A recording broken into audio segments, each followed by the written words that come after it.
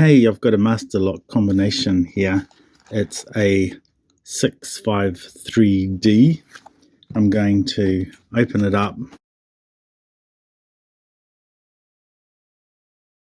Okay, so at the moment it'll be set to all zeros, and I'm going to put this over here, push down, and then turn so it stays down. I'm going to shuffle these wheels. I'm going to do it so that I can't see. So if I can close it up, and then I'm going to shuffle those wheels again.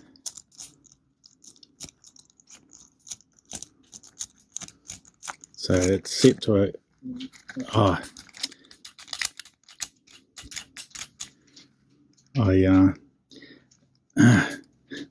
I must have had it halfway between the number when I closed the shackle, because it did not close completely. I'm going to have to decode this closed. I'm going to put it all to zeros.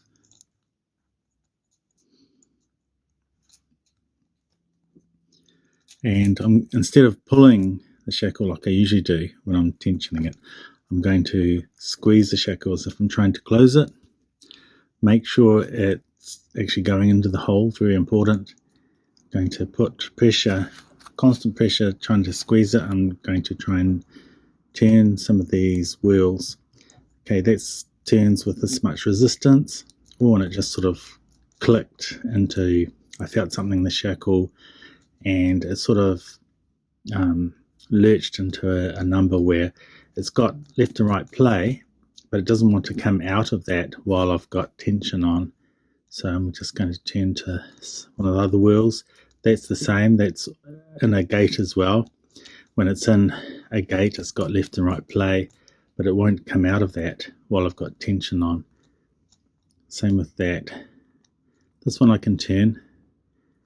Just turning, and I felt a click, and it's in a gate, and it doesn't want to come out of that gate. It's got left and right play. It doesn't want to come out of the gate while I've got tension. So that means this wheel, now this wheel turns freely. Okay, so that's interesting. I have to try and, I was going to say, yeah, okay. There, and I've got it. Okay, so I thought the first wheel was in a gate, but it was not in a gate. So I managed to close it. Now, so I set it to 2708. I managed to to close it, decode it to close it. This time I'm going to squeeze, put the shackle down at 90 degrees and turn it so it stays down, and I'm going to shuffle the wheels, and this time I'm going to make sure that I do it properly.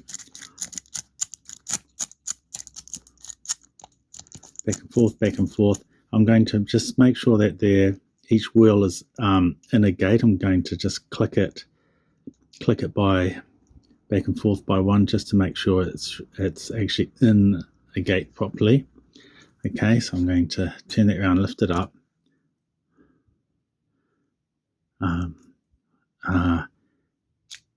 And there it goes all the way down.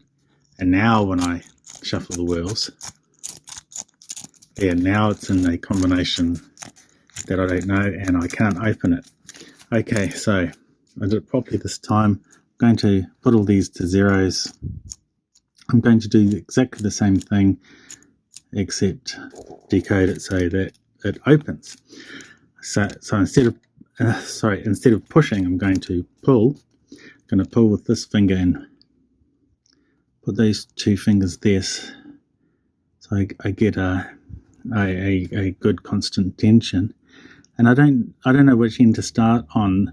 Last time I started at this end, because I'm doing the opposite thing. Maybe I had to start at this end. Usually you look at the wheel that has the most resistance when turning, like that's this tight, it's looser, I think looser.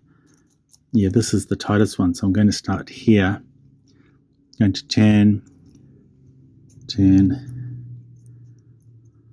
make sure these are actually in numbers. Okay, I don't feel anything, it just turns and turns, so I'm just going to leave it on a number. I'm going to just start turning some of the others.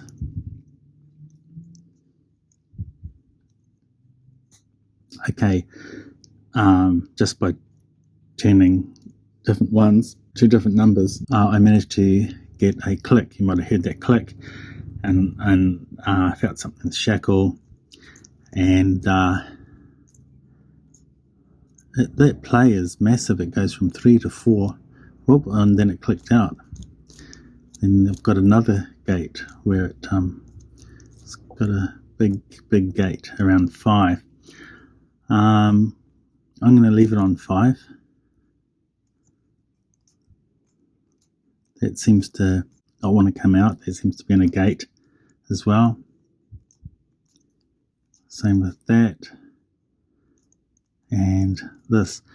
They all seems to be in gates. And what you usually do is look for the gate that's either the tightest or doesn't have very much play. That's got lots of left and right play. That's got less, but still quite a lot. Same with that. This one's it's very tight. It doesn't have very much play. So I'm going to try and turn it out of that. I'm going to release tension a little bit and then turn it and pull up again. So I'm going to see if it'll click into another gate. It's clicked into a gate, and it's got more play than it did before. It's going from about 6 to, what's that, 7 3/4. This has still got more, and that one's very loose. I'm going to see if I can find another one. So, okay, clicked here. That's looser, and it's got lots of play. I quite like that one. And see how it's centered around 8. This one is going, that could be sort of centered around, this is nicely centered around 8, but this one's sort of going from 7 to 8. It's centered around maybe 7.5. So I'll try and find another one that's centered around 9. It's got lots of play. That one is centered around 5.5, so I'm just going to move this. Okay, that's centered around 8.5, I think. And there, it's open. All right, so I was able to get into this lock. Hadn't decoded this one before. It's definitely got false gates on it. But the trick is, once you get all the wheels and gates, whether it be true or false gates, you just go from gate to gate looking for the gate that's the loosest, the most play, that's easiest to turn, it doesn't have much friction. And also I was doing a trick where I wanted it centered around a number and not centered around halfway between a number. Cheers.